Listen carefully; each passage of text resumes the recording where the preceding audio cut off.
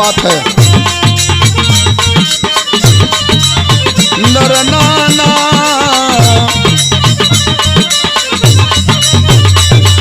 जियो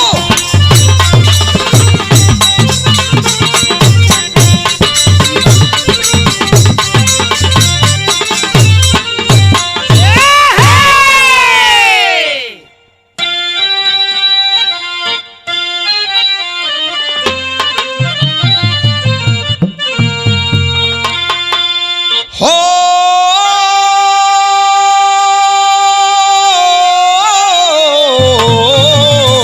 राम।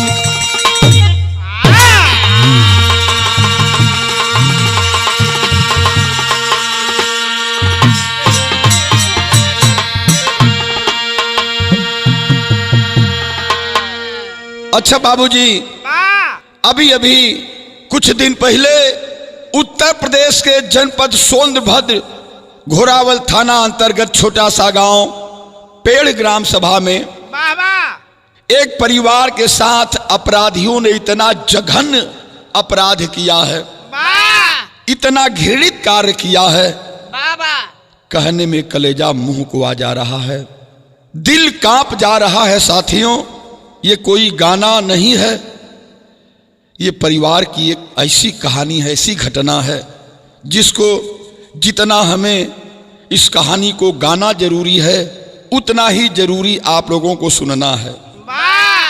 आखिरकार मानव की मानवता कहाँ खोती जा रही है, इंसान की इंसानियत समाज से कहाँ गुम हो जा रही है।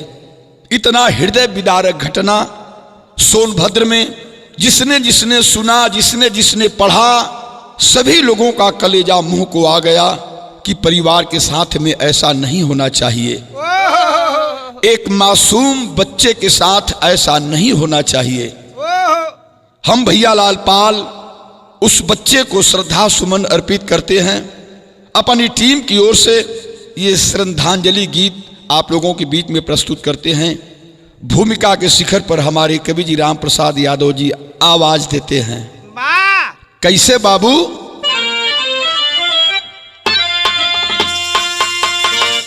कलम कांपती क्या करूं कल्पना,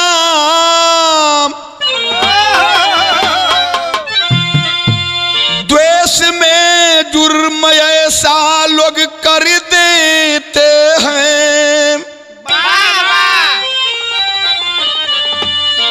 छीन करके बेदर्दी किसी की खुशी,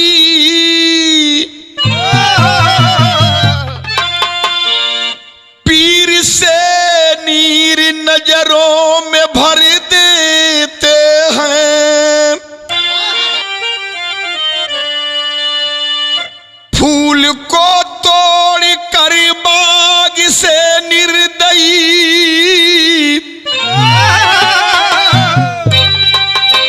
नाम अपराध में अपना अंकित किए, अब नहीं रह गए मुंह दिखाने के लायक, गरिमा सोनभद्र की तो कलंकित किए।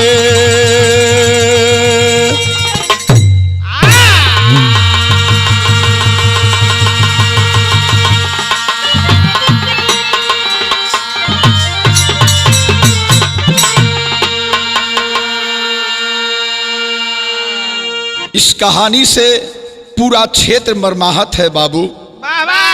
लोग उबर नहीं पा रहे हैं, जिन्होंने देखा है, जिन्होंने सुना है, भुला नहीं पा रहे हैं। कवन गजल का तर्ज बा बाबू, आवा भैया।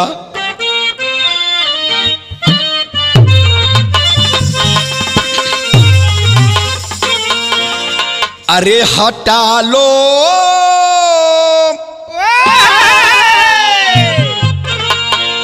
अरे हटा लो जुल्फ चेहरे से है, अरे हटा लो जुल्फ चेहरे से, हया की क्या जरूरत है।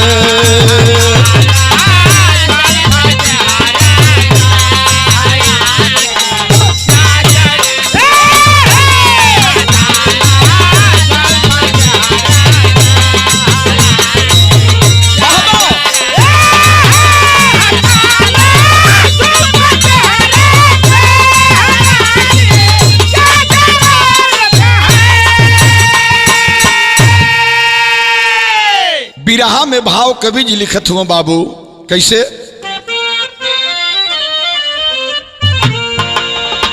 अरे जला दो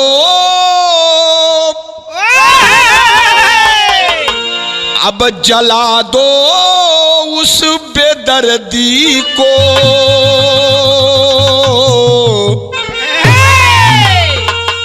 अरे जला दो उस बेदर्दी को, चमन जो की जलाया है।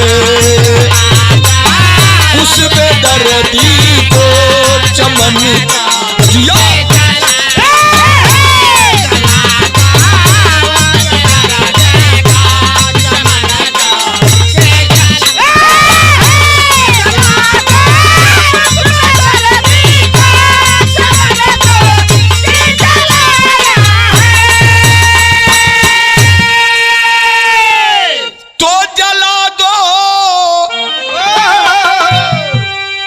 उस बेदर्दी को चमन जो की जलाया है। अरे कफन भी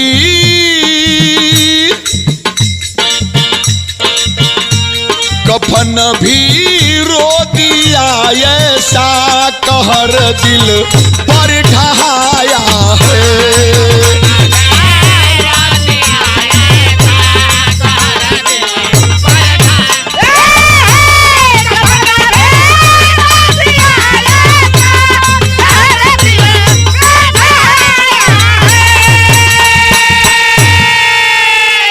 कहानी कहाँ की है बाबू?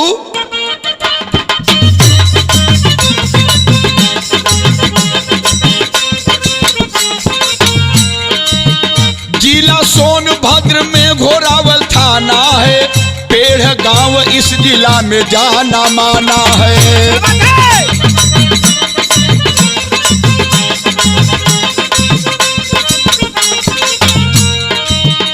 पेड़ गांव में पालों की एक बस्ती है। पेड़ गांव में पालों की एक बस्ती है, मंगल पाल की बगिया वही भी हस्ती है।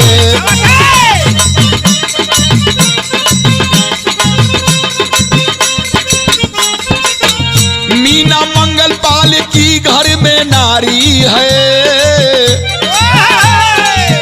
मीना मंगल पाल की घर में नारी है, गृहस्थी पति के संग सिर पे संहारी है।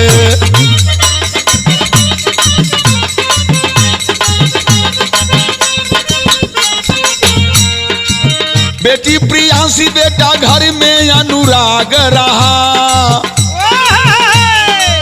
बेटी प्रियांशी बेटा घर में अनुराग रहा, बेटी बेटा से तो हरा भरा बाग रहा।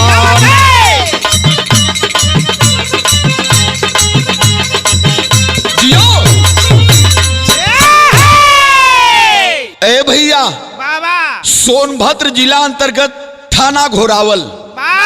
घोरावल थाना में एक बड़ा नामी गांव, जाना पहचाना गांव पेड़ ग्राम सभा। पेड़े ग्राम सभा में बड़े ईमानदार, बड़े सुयोग, जुझारू, कर्मठ और सुप्रसिद्ध समाज सेवी बाबू मंगल पाल रहा करते हैं।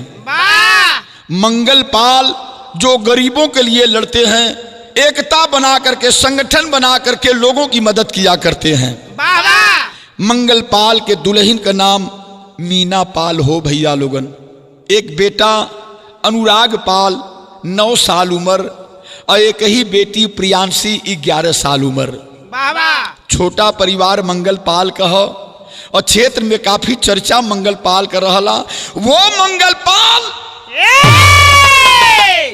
जो गरीबों के हक और अधिकार की लड़ाई लड़ने के लिए हमेशा तैयार रहते हैं, शोषितों के लिए, वंचितों के लिए, पिछड़े पिछाड़े लोगों के लिए मंगलपाल का हमेशा दरवाजा खुला रहता है।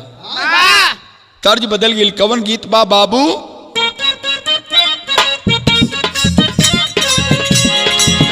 अरे उठ तो दर्द हो के बैठ तो दर्द हो,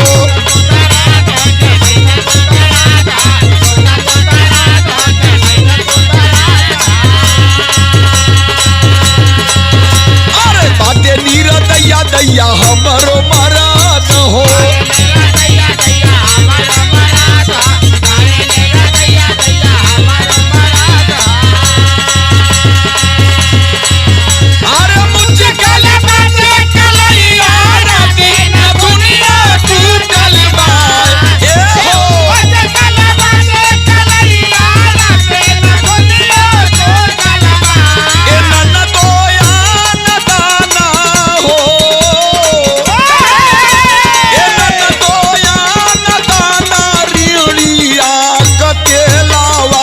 कमरिया हमें दर्दिया बढ़ल पाए।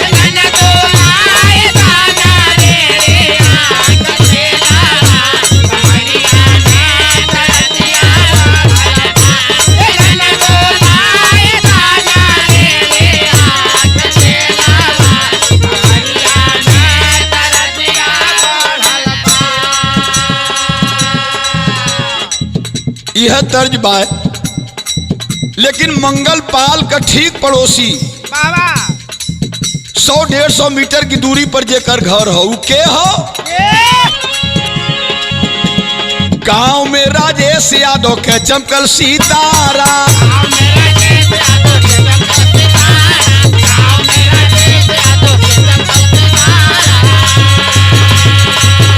अरे कब जाय वैद भूमि करे लगल सारा,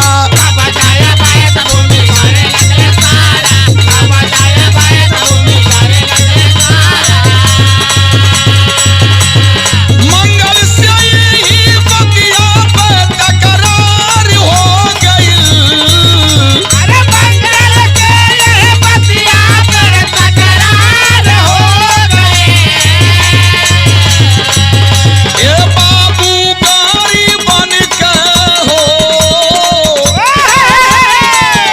ए बाबू गाड़ी बन के करही में मदतिया झगड़ा हवा तैयार हो गई।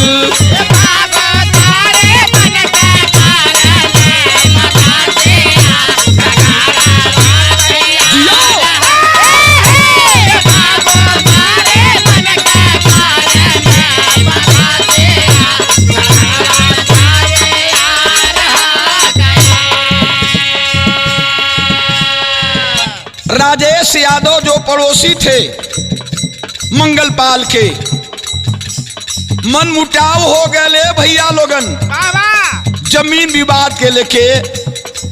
गांव के जवन जमीन हो, सरकारी जमीन हो, अवैध कब्जा के लेकर के मंगलपाल से और राजेश यादव का ठन गई। यही लिए कहना हो कभी के, न्याय का लड़ाई जब मंगल लगल लड़े,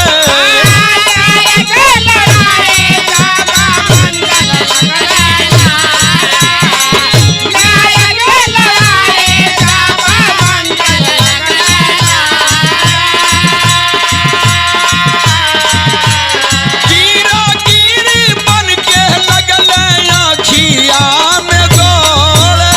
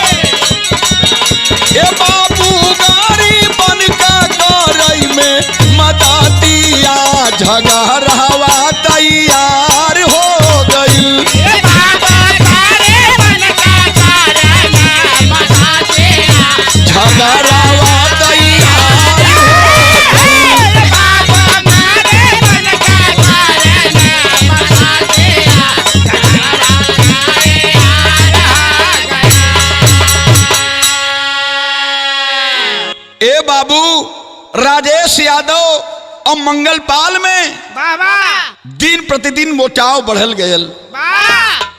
यहां तक कई बार राजेश ने मंगलपाल को चेतावनी भरे लहजे में कहा, मंगलपाल हमारे खिलाफ जो लोगों का साथ दे रहे वो ठीक नहीं है, हमारी बहुत पहुंच है और यदि अभी भी आप नहीं चेत रहे हैं तो आगे इसका अंजाम बहुत बड़ा बुरा होने वाला है। मंगलपाल सामाजिक संघर्षों के मसीहा, सामाजिक संघर्षों के साथ न्याय की लड़ाई लड़ने के लिए कदम बढ़ा चुके थे। साथियों, पीछे हटना उनको पसंद नहीं था। खुल करके राजेश यादव से कहे मंगलपाल के, रे राजेश आप जो कर रहे हो गांव के लोगों के साथ अच्छा नहीं कर रहे हो, क्षेत्र के लोगों के साथ अच्छा नहीं कर रहे हो, अभी मौका है, सुधर जाओ, ये अच्छा नहीं होगा। राजेश वर्चस्व वाला आदमी था, पहुंच वाला आदमी था, दबंग किस्म का आदमी था। यहां तक पेपर पत्र पत्रिका में आप लोगों ने भी पढ़ा होगा, भू माफिया था। राजेश यादव कहा, मंगल हमारे रास्ते से हट जाओ, नहीं इसका अंजाम बहुत बुरा होने वाला है। लेकिन मंगलपाल कहां पीछे हटने वालों में से थे। साथियों, गरीबों के लिए लड़ाई लड़ने के लिए आगे बढ़ पड़े हैं, गरीबों के लिए आगे निकल पड़े हैं मंगलपाल। राजेश यादव परेशान हो गया, अपने साथियों के साथ मीटिंग किया कि मंगलपाल तो हमारे खिलाफ जा रहा है। मीटिंग में क्या कहा है लोगों से, अपने साथियों से राजेश यादव, कितनी बढ़िया लाइन हो, कवि जी ने लिखे हैं।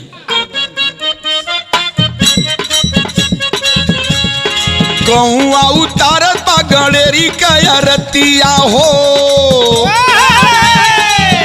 अरे गौआ उतारत पा गणेरी कयरतिया, खल लगल मनवा में बतिया ना।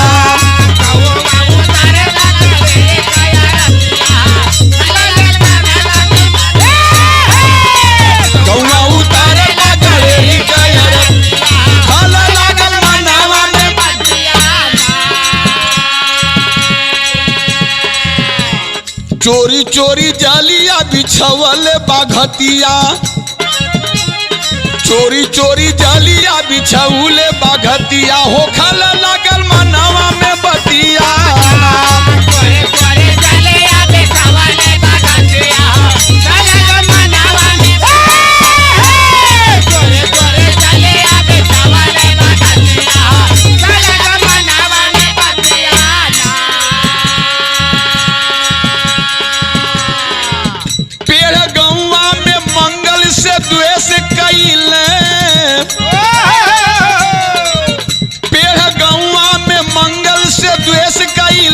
बुआ के लइका से राय राजेश कइल,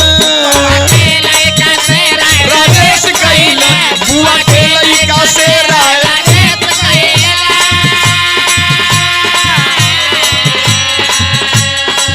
पेड़ गौवा में मंगल से द्वेष भइल, बुआ के लइका से राय राजेश कइल।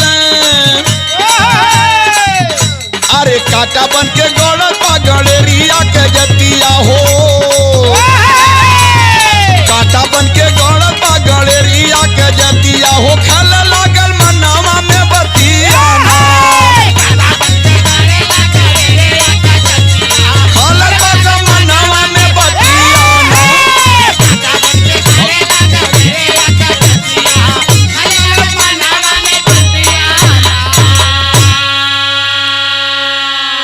राजेश यादव जो पेशे से वकील भी था साथियों, वो कर डाला जिसकी कोई कभी कल्पना नहीं किया था।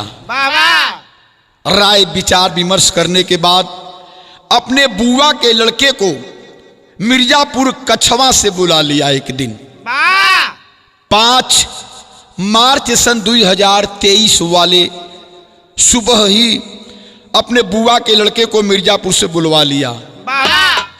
गोलू बताया गया और अपने छोटे भाई इंद्रजीत यादव को बुला करके गोलू को और इंद्रजीत यादव को समझा दिया कि क्या क्या करना है। 5 मार्च 2023 वाली सुबह को ही समझा दिया राजेश यादव। इतना बड़ा अपराध करने निकल पड़े सब। कौन गीत बा?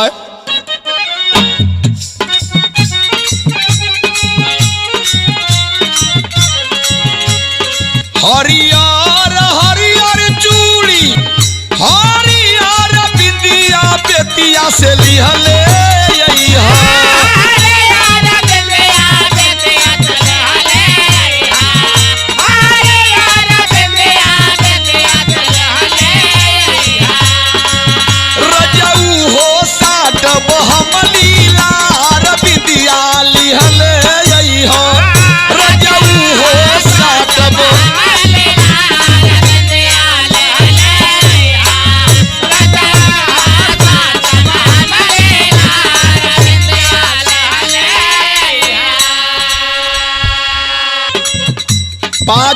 मार्च 2023 के राजेश का कैल बाबू मुदई उजाड़े मंगल के बाग लइकन में खेलती रहले।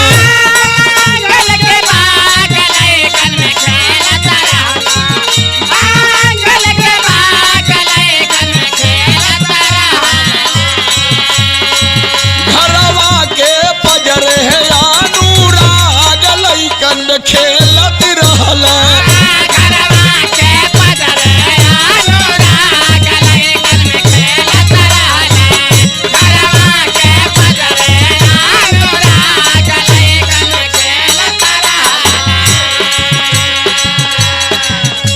मार्च के गोलू और इंद्रजीत यादव आय के बाबू मंगल पाल के घर के आसपास मलराए लगलन। अब वो दिन मंगल पाल गांव में ही गोड़ बिरादरी में पंचायत रहल है, पंचायत फरियावे गए रहलन हो भैया लोगन। अब मंगल पाल के धर्म पत्नी मीना पाल गई रहली समूह में हो भैया लोगन। घरे जवन बच्चा बाय अनुराग पाल लड़कन के साथ में खेलत बाय। इधर गोलू यादव और इंद्रजीत यादव पहुंच गईलन। देखलन कि अगल बगल कोई नहीं बा। दरवाजे पर मंगल पाल के बड़का भैया जगई पाल रहलन थोड़ा दूरी पर। धीरे से मंगल पाल के बेटवा अनुराग पाल के बुलाए रहलन दोनों जने। गोलू और इंद्रजीत बुलाए के कैलन का बाबू गोलू इंद्रजीत यादव बर्फ खिलाई के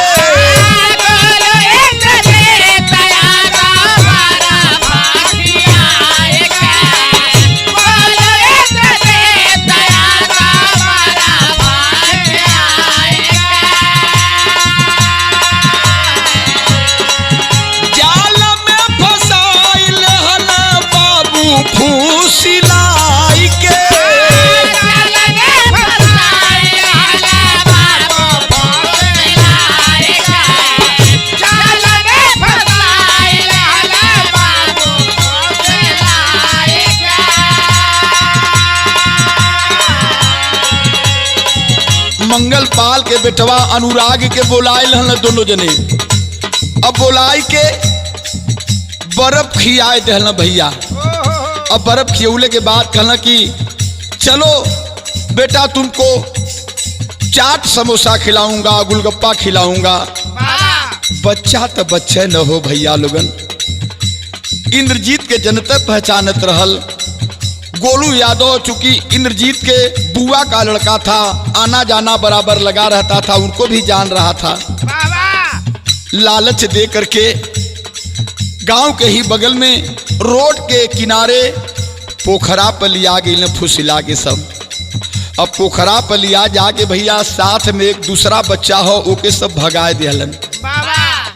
अब मंगल बाबू के बेटवा अनुराग के बाइक पर दोनों जने बैठा लेहलन हो भैया लोगन। फुसलाए के बच्चा के जब बाइक पर बैठा लेहला। अब बाइक पर बैठौले के बाद दोनों आदमी किए क्या बाबू कई के आप हारल गईले बाइक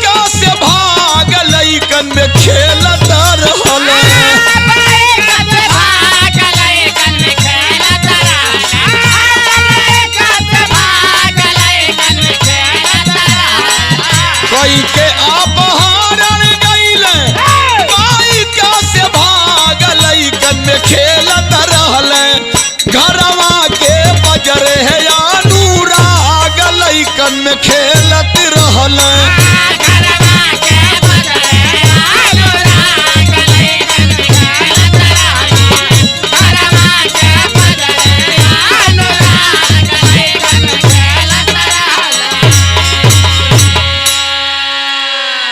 बाइक पर बैठा करके दोनों आदमी गोलू और इंद्रजीत मंगल के बेटवा के लेके फरार हो गईलन हो भैया लोगन। और इधर मंगल पाल के धर्म पत्नी मीना पाल जब समूह में से वापस अलिन, कली की कहा हमार अनुराग हो, दिखाई नहीं पड़त हो। पास पड़ोस में पूछे लगलिन कि ए भैया लोगन, ए बहिनी लोगन, हमरे बेटा अनुराग के कोई देखले सका? लोग नाही में मुड़ी हिलावत हुआ कि नहीं भैया हम तो ना देखली। घबराए लगल, मतारी का कलेजा बैठे लगल। अपने पति मंगल पाल के फोन कैली कि सैया बेटा अनुराग नहीं हो, पता नहीं कहाँ गल, दोपहर से ही गायब हो। बात सुन करके मंगल पाल के पांव के नीचे से जमीन खिसक पड़ल हो भैया लोगन। चारों तरफ पागल बन के दोनों पति पत्नी अपने बच्चा अनुराग के खोजे लगलन हो भैया। लोगन से पूछत हुवन। मंगल पाल के बड़ा भाई जगई पाल के एक ठे बेटवा छोटा सा बच्चा, वो बतौलस कि चाचा इंद्रजीत यादव और गोलू यादव मोटरसाइकिल पर बैठा के अनुराग के लेके कहीं भाग गईलन। जब इतनी बात मंगल पाल सुनला भैया, अपने गांव के लोगन के लेके अपने पत्नी के लेके घोरावल थाना गईलन है। और थाने पर जा करके सारी बात बतौलन कि भैया 4 बजे के आसपास में ये बच्चा देखा है, हमारे बेटे अनुराग को इंद्रजीत यादव और गोलू यादव दोनों बाइक पर बैठा करके लेके भाग गए। आप FIR दर्ज करें साहब। थाने पर FIR दर्ज तो हो गया साथियों, लेकिन अब खोजेंगे तब खोजेंगे, रात हो गई, सुबह खोजेंगे हम लोग, आप लोग घर जाओ कह करके पूरे परिवार को वापस भेज दिए बाबू।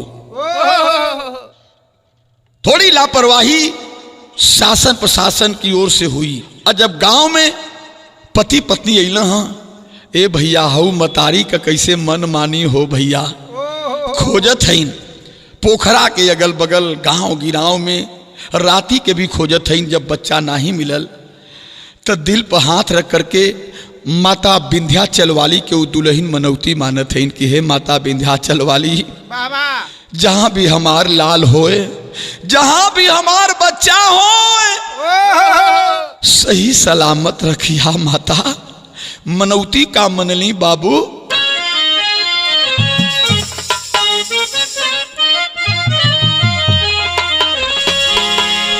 मंगल पाल के दुल्हन मीना पाल अपने बच्चा के लिए मनौती मानत है विंध्याचल माता से कि विंध्याचल माई हो, अरे चरायंगना सोजल रहे हमार, हमारी माई हो।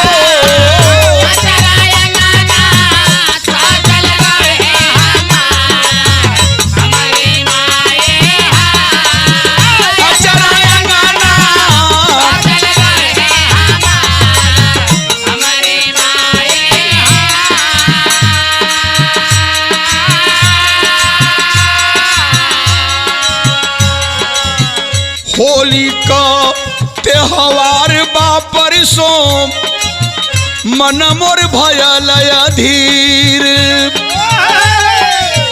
बेटवा मोर लगावे आई माथे पर तोहरे अबीर की हमारी माई हो।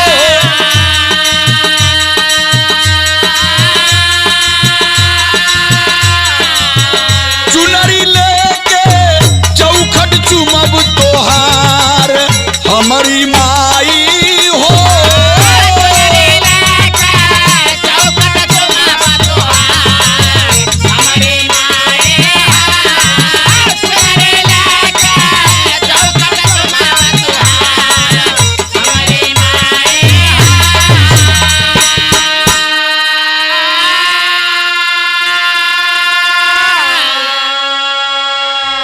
ए बाबू एहर त माई बाबू परेशान हुवन, पूरा गांव है परेशान हो भैया लोगन। जंगल में लगी आग की तरह पूरे क्षेत्र में ये खबर लग गई कि मंगल पाल का बेटा अनुराग पाल गायब है। और गायब करने में मंगल पाल के पड़ोसी राजेश यादव और उनके छोटे भाई इंद्रजीत और बुआ का लड़का गोलू का हाथ है। लेकिन थाने पर से कोई बड़ी कार्रवाई न होने की वजह से लोग तैश में हैं, गुस्से में हैं, आक्रोश में हैं। इधर के बाद इधर छोड़ा हो भैया। हऊ बचवा अनुराग के जब दोनों बैठा के बाइक से लेके भागे लगलन।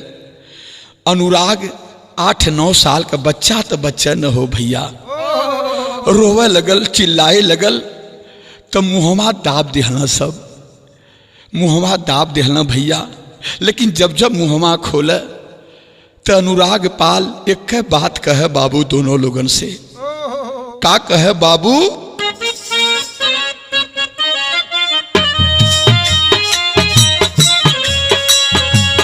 कवने करनवा बाबू घरवा आंगनवा, बाबू घरवा आंगनवा, अखिया से कहीं ना हमरे दूर हो, मानत ना बात हुआ, कहवा ले जात हुआ, कहवा ले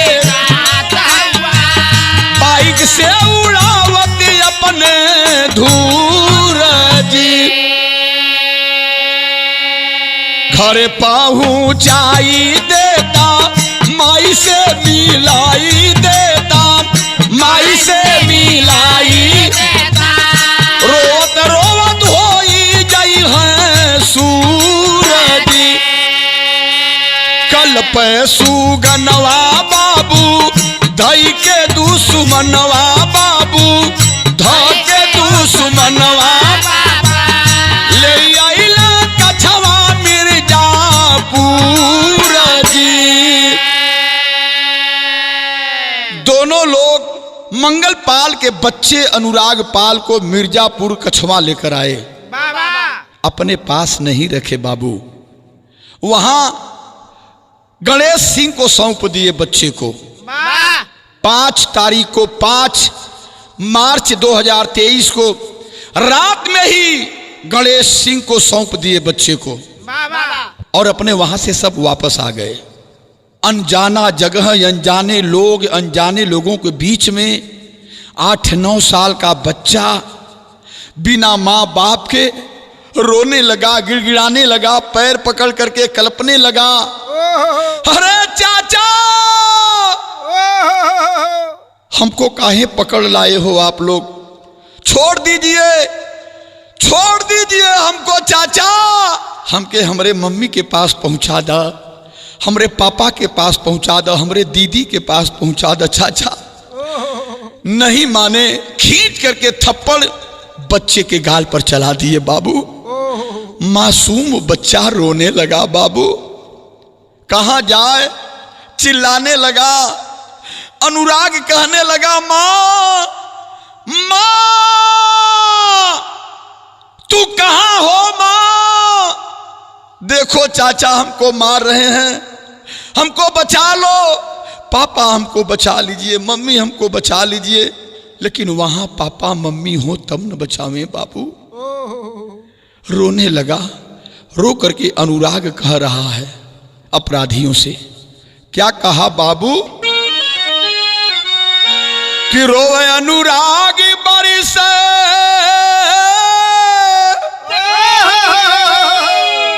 अरे झरा झरा ना जरिया होना,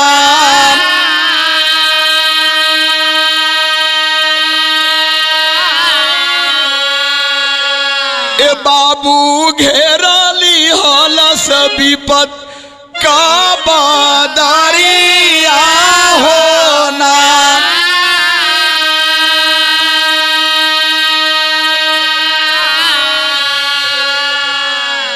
अनुराग रोकर कहने लगा, चाचा यदि हमारे मम्मी हमारे पापा होते तो आप ऐसे नहीं मार पाते।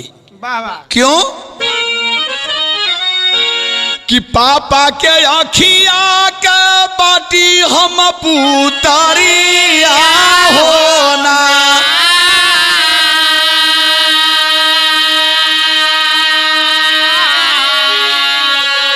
सुना करा जी न मम्मी काया चारिया होना।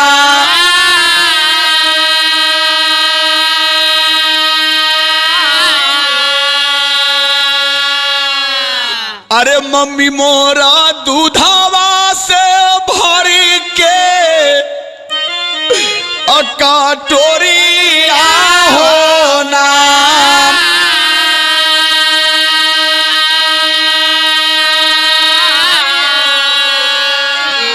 हमारे जोहत होई है घरवा डहरिया होना।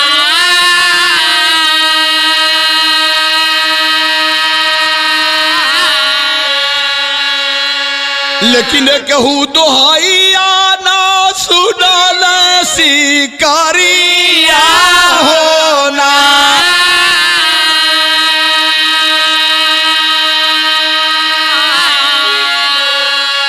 ए भैया थर थर काप ला शरीरिया होना।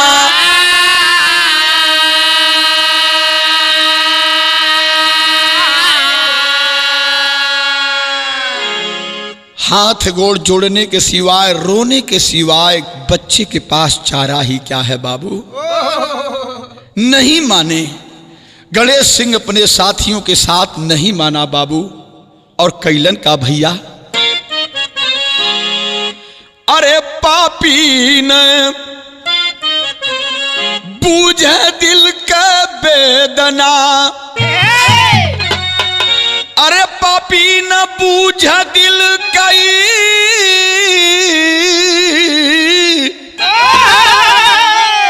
हो पापी न बूझे दिल की वेदना। अरे कल्प विवश सुगनवा धरती गई कापी कापी कापी। रोता रह गया बच्चा, नहीं माने अपराधी सब। कैलन का बाबू के पत्थर का छाती का के अपने उत्पाती का के अचलल उजाड़ मंगल पालक चमनावा। ओठवा सुखाई गयल चेहरा भाकुआई गयल, अभइल लाचार बाबू पोसल सुगनावा। धई के कसैया हो दबल नटैया हो, मछरी के नाई छटपटा तबा परनावा। रुक गईली सासिया उलटी गईली अखिया हो, दिहल बुझाई मंगल पालक दिया नावा। थाने का सिपाही कैल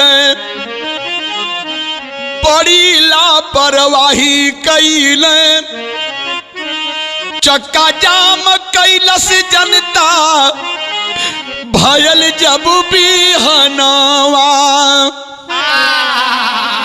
गोलू राजेश धरैल गिरफ्तार गणेश भइल, धरना पे मिर्जापुर का आयल बाजब थनावा। बच्चे को मार दिए सब बाबू, बच्चा नहीं मिला। और इधर पूरे क्षेत्र में जनता का आक्रोश बढ़ता जा रहा था। साथ ही साथ शासन प्रशासन के रवैये को देख करके लोग गुस्से में हो गए कि अपराधियों से शायद ये शासन प्रशासन के लोग मिले हुए हैं। लाचार होकर के जिला मुख्यालय पर धरना देने बैठ गए क्षेत्र के लोग। हजारों हजार की संख्या में क्षेत्र के लोग जाकर के जब चक्का जाम किए, तब मिर्जापुर का शासन प्रशासन जगा और राजेश को गिरफ्तार किए, गोलू को गिरफ्तार किया गया। और जब प्रशासन की मार पड़ी, सिपाहियों की मार पड़ी, मुंह खोल दिए कि हाँ साहब, हम ही लोगों ने मंगलपाल के बच्चे का अपहरण किया। लोग पूछने लगे कि बच्चा है कहाँ, तो गणेश को सब खांचे में लिए और गणेश तोता की तरह उगलने लगा। जब कड़ाई हुई तो कि साहब उस बच्चे को तो हमने 6 तारीख को ही मार दिया। कहत हुए अपराधी का कहल हाँ भैया, कह पास चला साहब, अरे पास चला साहब की, पोखरा के पास चला साहेब, अब बोले बानी पानी में हम लाश होगी, पोखरा के पास चला साहब।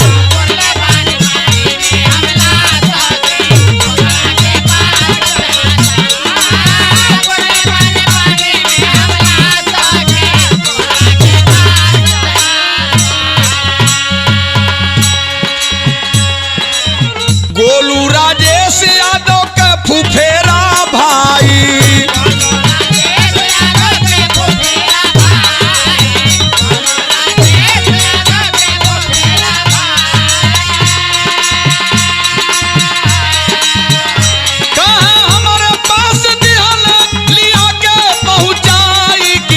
पोखरा के पास चला साहेब।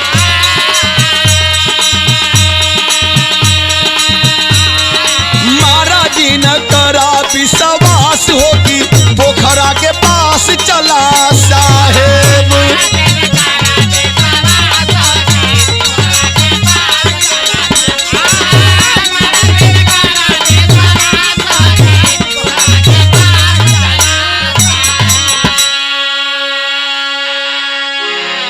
मिर्जापुर के बगहा ग्राम सभा में एक पोखरा, वही पोखरा में मंगलपाल के बच्चा का हत्या कह के पापी सब फेंकले रहलन।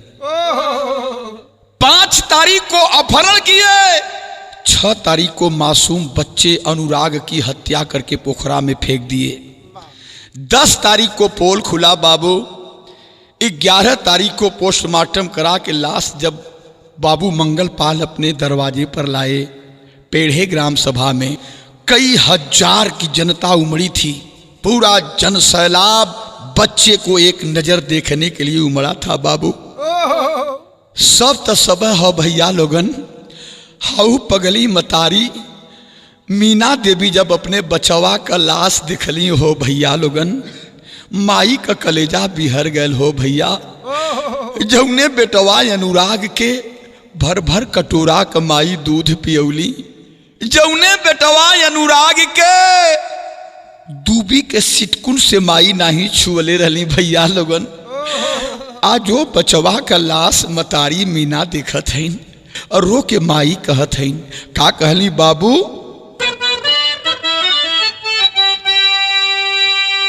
के माई रोवा सुन कैला,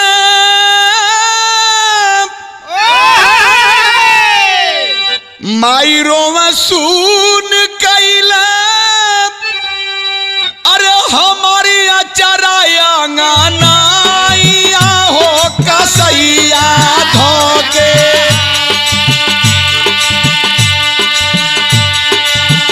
कैसे दबला बचवा कई नाटाइया हो कसैया धोके।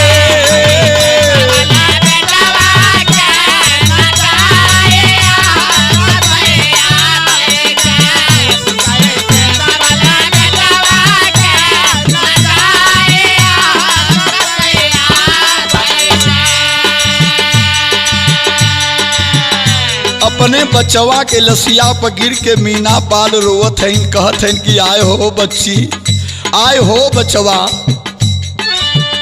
नाच नाच मांगी अब के अंगना में मिठाइया हो कसैया धोके। नाच नाच मांगी अब के अंगना में मिठाइया हो कसैया धोके। भागी गई लूटी के मुदाइया हो कसैया धोके।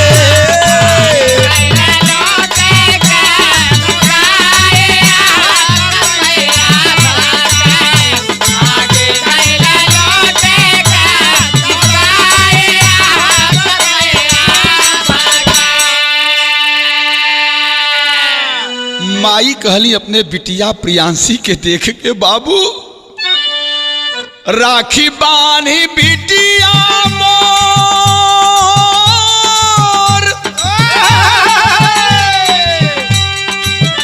राखी बांधी बिटिया मोरा के करे अब कलैया हो कसैया धोके।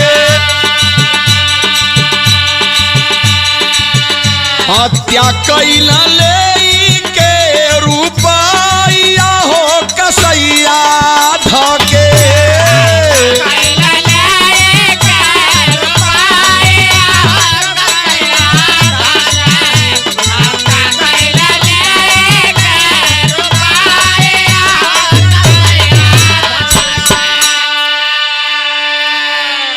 बाबू मंगल पाल का स्थिति का हो, बच्चा के अपने लाश देखल था। आवा बाबू पहपट का लाइन हो, परम पूजनीय टेड़ुआ बाबा के आशीर्वाद से ये रिकॉर्डिंग हो रहल हो। और उनके अनन्य भक्त हमारे बड़े भैया पूजनीय राम प्रसाद यादव कवि जी जो इस गाना को लिखे हैं। पहपट में का लिख देला गुरुजी, गाँव में कलेजा फट जाता। का गुरुजी लिखले हुए भैया, आवा बाबू।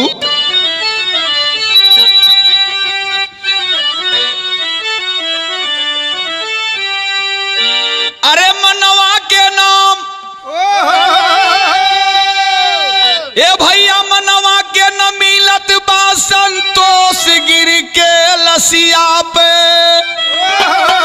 अमंगल बाबू हो गईल बेहोश गिर के लसिया पे।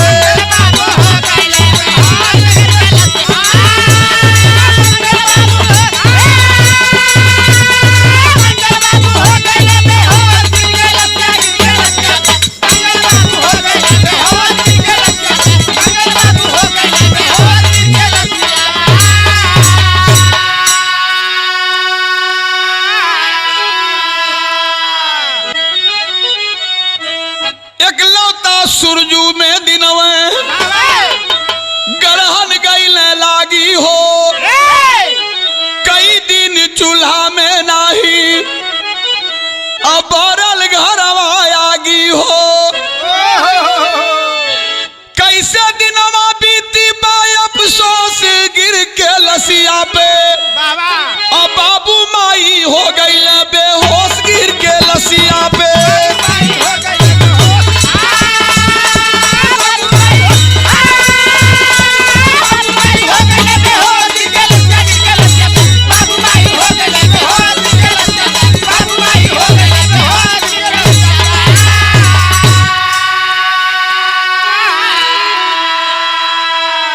बीसों हजार का जन सैलाब उमड़ा हुआ है दरवाजे पर। ए भैया, लेकिन कहना हो कभी का वो माई के विषय में 2 लाइन आल्हा है। कैसे बाबू?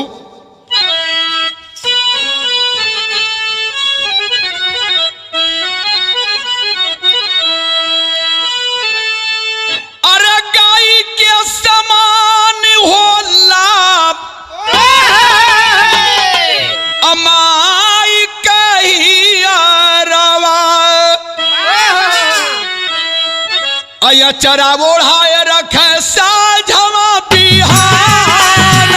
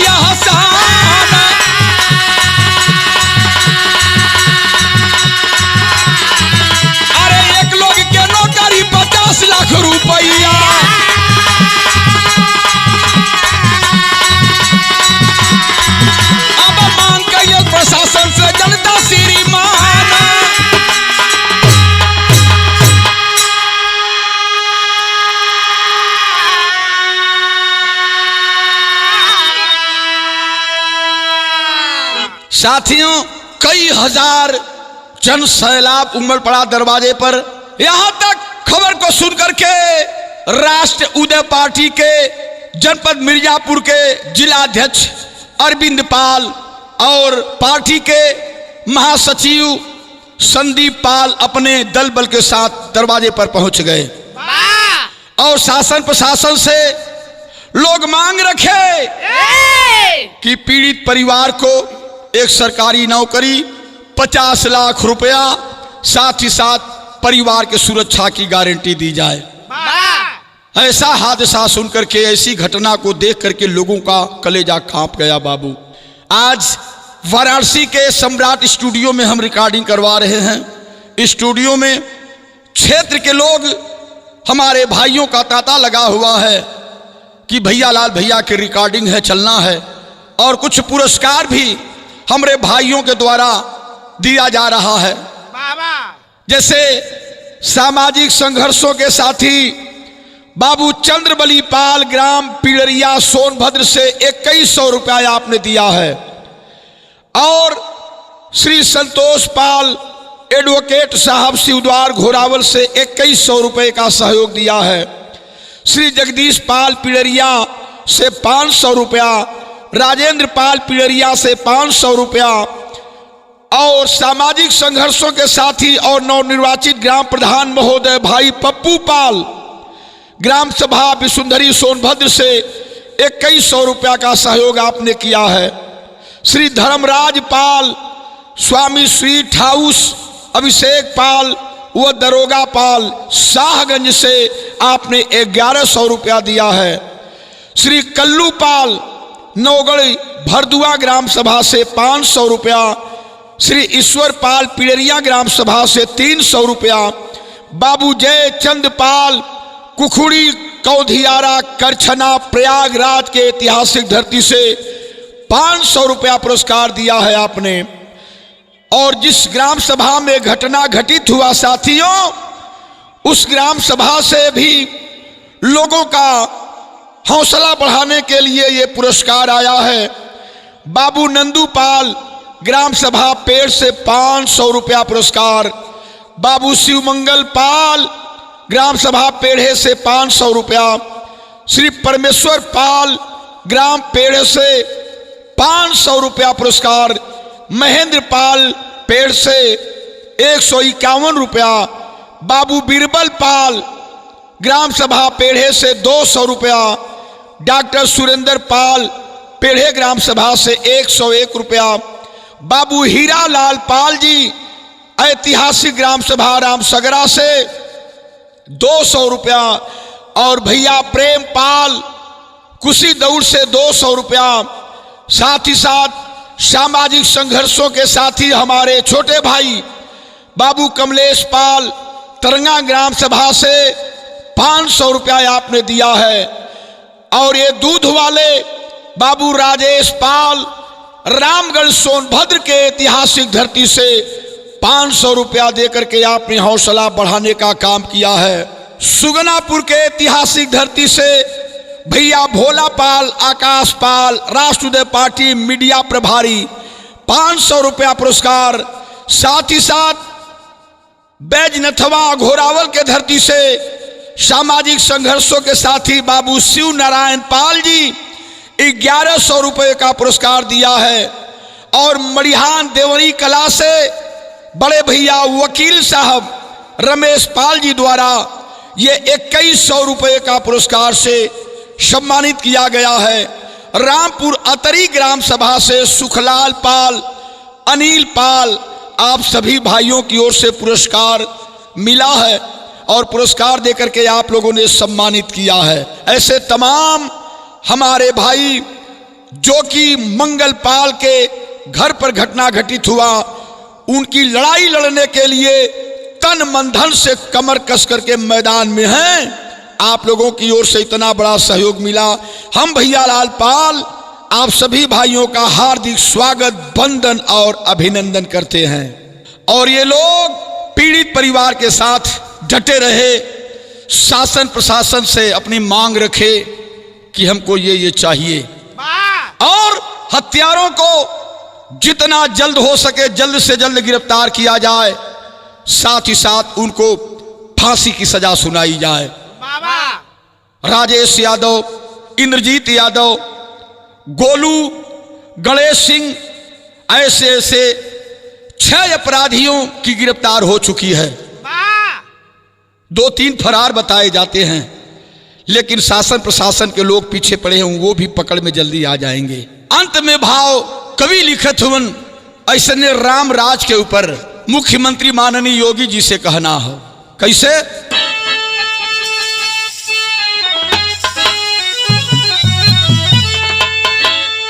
अरे ऐसे अपराध राम राज में जब हुई है योगी जी, अरे कबल पाप अर्थी कन्हिया पर ढोई है योगी जी।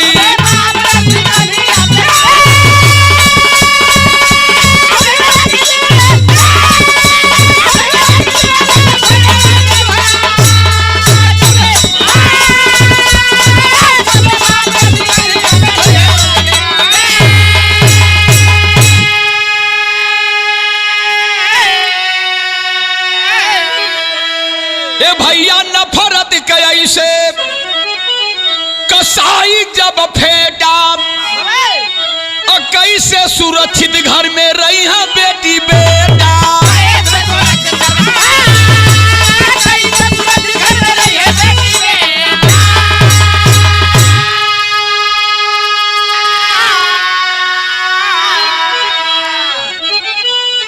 अरे शासन प्रशासन जब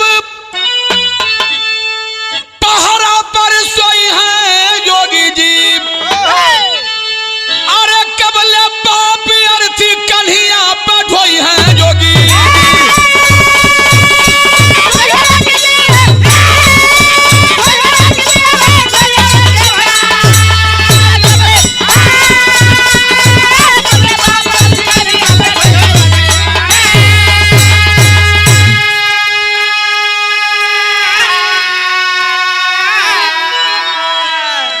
दरवाजे पर हम भी गए थे साथियों, अपनी टीम के साथ हमारे कवि जी थे।